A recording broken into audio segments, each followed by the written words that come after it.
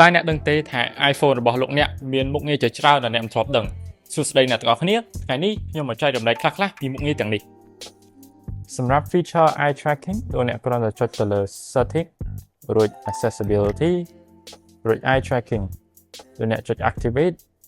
ក្រោយពី activate លោកអ្នកគ្រាន់តែសម្លឹងទៅលើ dot នៅលើ screen រួចវានឹង calibrate ជូន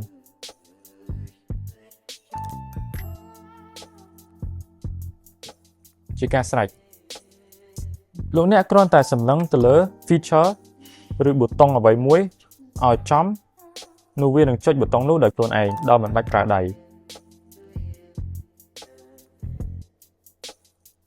មុខងារនេះប្រើចាប់ពី model iPhone 12 និង iOS 18 ឡើងទៅមុខងារនេះសម្រាប់ជួយដល់ជនពិការដៃឲ្យប្រើប្រាស់នឹងបញ្ជាទូរស័ព្ទបានធម្មតាហើយវាក៏ជួយសម្រួលដល់អ្នកប្រើប្រាស់នៅក្នុងកលៈទេសៈមួយដែលមិនអាចប្រើប្រាស់ដៃបានដូចជាពេលបីកូនចំអិនម្ហូបនិងប្រឡាក់ដៃជាដើមជាចុងក្រោយខ្ញុំសូមអរគុណទៅដល់លោកអ្នកដែលបានទស្សនាវីដេអូរហូតមកដល់ចប់និងជួយចុច like និងចែករំលែកវីដេអូនេះឲ្យអ្នកផ្សេងបានទស្សនា